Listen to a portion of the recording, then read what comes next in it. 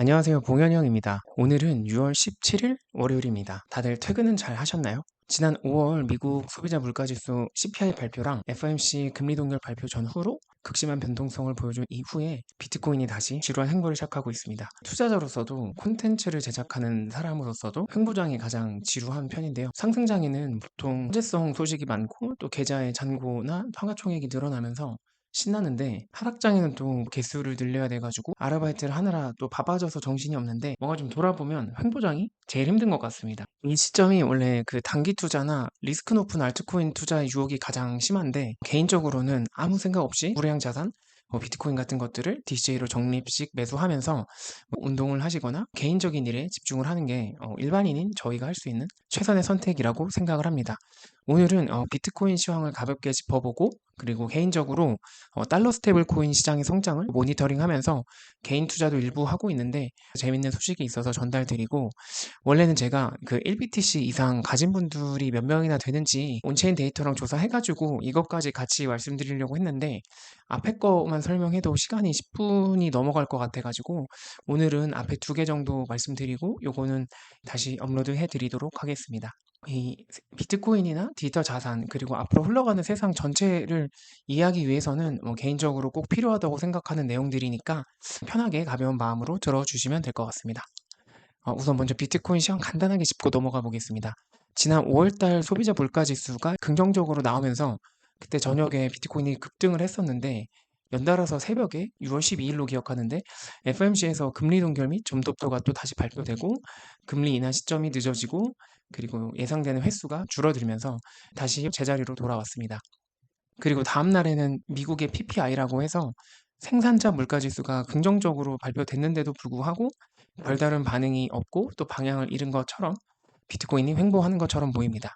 근데 사실 제 기준에는 이렇게 급등한 이후에 장기간 횡보하는 것 자체가 비트코인이라는 자산의 펀더멘털이 좋아졌다고 느껴지는데 이거는 진입한 시점마다 그리고 사람마다 느끼는 게 차이가 있을 것 같습니다.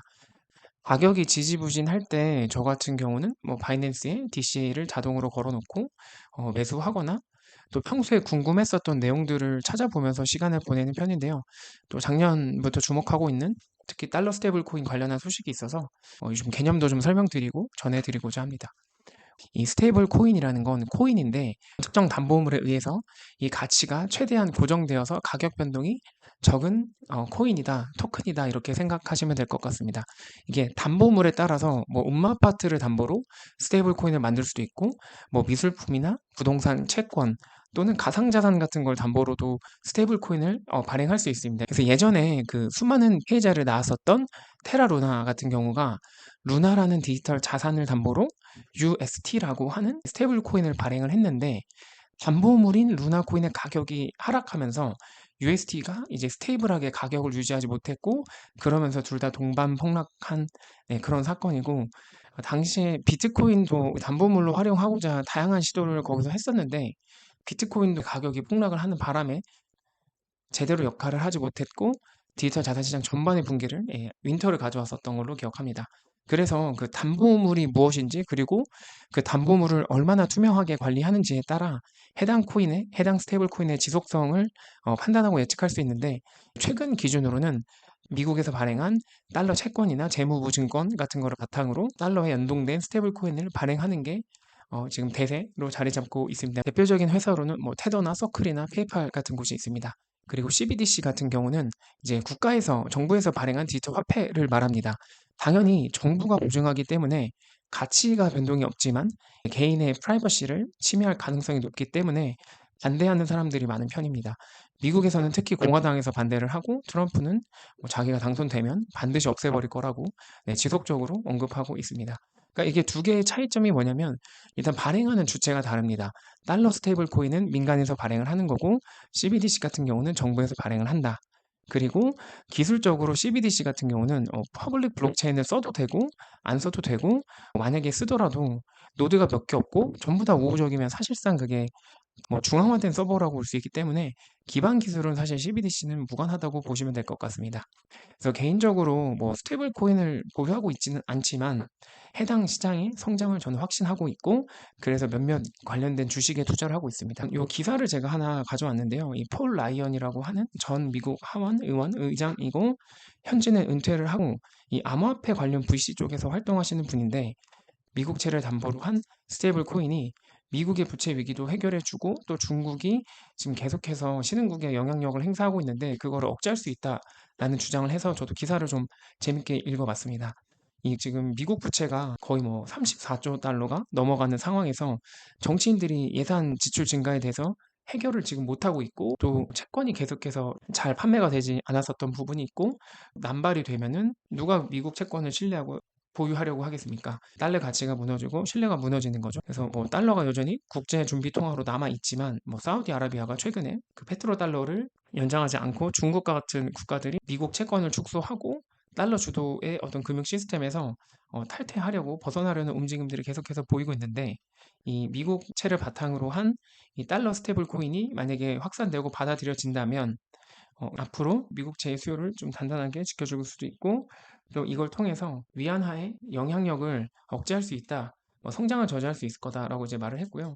또 퍼블릭 블록체인에서 스테이블 코인을 사용하는 건 뭐 또 자유와 개방이라는 어떤 미국의 어떤 가치를 나타낼 수 있다, 긍정적인 발언을 했고, 지속적으로 관련한 입법을 이제 압박을 하고 있는 뭐 그런 상황입니다. 이게 정부가 세입과 세출로 운영이 되는 기관인데, 지속적으로 공공부채가 늘어나고 금리는 올렸지만 여러 가지 재정 정책을 통해서 계속해서 부채를 끌어쓰고 있기 때문에 한 번도 쉼 없이 늘어나고 있고, 올해 1분기 기준으로는 34조 달러에 육박하게 됐습니다.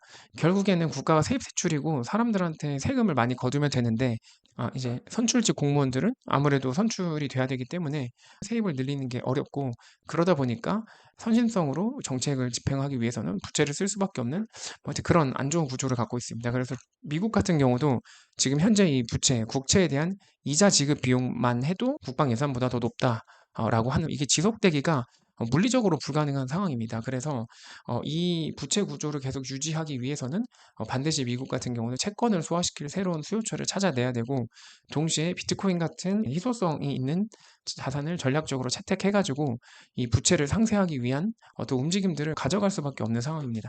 그리고 당초에 원래 러시아랑 중국이 미국의 채권을 받아주는 역할을 했는데, 뭐 더 이상 받지도 않고 팔고 있고, 러시아 같은 경우는 미국채가 동결이 됐기 때문에 더 이상 살 유인 자체도 없고, 또 우방국이라고 하는 북미 쪽 국가들이나 아니면은 일본, 유럽 같은 경우도 이 채권을 사주는 데는 진짜 한계가 있기 때문에 결국에는 새롭게 어떤 창구가 필요한 상황이고, 저는 그 대상이 달러 스테이블 코인 발행처가 될 거라고 생각합니다. 지금 현재 가장 많은 달러 스테이블 코인을 발행하는 곳이 테더사인데, 여기 같은 경우도 매번 매분기 담보자산에 대해 뭐 공시도 하고 실사도 하고 있는데, 미국 비중이 어마어마하게 높아가고 있고, 뭐 서클도 지금 거의 80% 이상 되고 있고, 페이팔도 거의 100%에 가깝게 미국채를 보유하고 있고, 그걸 바탕으로 달러 스테이블 코인을 만들어내고 있습니다. 사실 이 달러 스테이블 코인이 무작정 채권을 받아가지고 발행할 수는 없는데, 그래서 이게 수요가 필요합니다. 현재 그 USDT 같은 달러 스테이블 코인의 수요는 전 세계에서 암호화폐를 구매하는 데 대부분 쓰이는데, 그래서 암호화폐 관련해서 활성 사용자가 늘어나면 일단 이 판 자체가 커질 수 있고, 또 암호화폐 투자에 하지 않는 일반인들도 만약에 스테이블 코인을 결제 통화로 사용하게 된다면, 우리가 지금 쓰고 있는 그 스위프트망 또는 카드 결제 대비해서 블록체인 위에서 이동할 수 있는 달러 스테이블 코인이 속도도 빠르고 수수료도 저렴해서 소비자한테 굉장히 장점이 많습니다. 작년에 제롬 파월도 뜬금없이 달러 스테이블 코인이 돈의 어떤 한 형태다라는 발언을 했었고, CBDC를 반대하는 트럼프가 당선이 될 경우 미국 달러의 패권을 유지하려면 결국에는 달러 스테이블 코인이 필요할 수밖에 없다고 저는 생각합니다. 그리고 이런 달러 스테이블 코인의 수요는 4차 산업 관련한 미국의 소프트웨어 기업들의 솔루션을 결제하는 데 허용하고, 그런 제품에 할인을 제공하면 이 대인플레이션 시대에 각 개인이든 각 국가의 기업이든 모두 다 그 달러 스테이블 코인을 보유할 움직임을 가져갈 거라고 생각합니다. 대신에 이럴 경우에는 우리나라 사람들도 달러를 이제 보유할 수 있기 때문에 굉장히 위협이 될 수 있고, 이제 블랙록의 레리 핑크 역시도 비트코인은 가치 저장 수단이지만 교환의 매개체나 가치의 척도로 사용하기에는 부적합하다고 언급을 하였습니다. 저도 비트코인을 좋아하고 많이 보유하고 있지만 특정 자산에 대해서는 어떻게 보면 객관적으로 바라보는 게 투자에 있어서 중요하다고 생각하고, 비트코인이 지금은 자산, 디지털 골드로서 사람들에게 인식이 되어 있는 과정이고 또 관련된 인프라가 구축이 된 이후에야 저는 결제 통화나 아니면 가치의 척도로 쓰일 거라고 생각해가지고, 그 시점이 뭐 10년 이내가 될지 뭐 100년 이내가 될지 모르겠지만 전 10년 이내에는 아무래도 여러 가지 화폐, 뭐 CBDC나 아니면 달러 스테이블 코인이나 위안화, 엔화 스테이블 코인이나 원화 스테이블 코인 같은 것들이 지속적으로 경쟁하면서 사람들에게 받아들여지는 어떤 과정이 될 거라고, 그런 혼재되는 복잡한 시기를 보낼 거라고 생각을 하고 있고, 어쨌든 저는 성장하는 산업에 대해서 지속적으로 관찰하다 보면 투자 아이디어도 생기고, 동시에 한 개인이 뭔가 앞으로 변화되는 세상에서 어떤 자세를 취해야 될지, 이런 인사이트도 저는 얻을 수 있다고 생각하는데, 여전히 부족하지만 제가 공부한 내용들 여러분들과 좀 나눌 수 있으면 좋을 것 같고, 이게 생각보다 길어져 가지고 제가 다음 시간에는 그 비트코인 보유에 대한 이야기를 여러분들과 나누면 좋을 것 같습니다. 긴 시간 동안 들어주셔서 감사합니다. 감사합니다.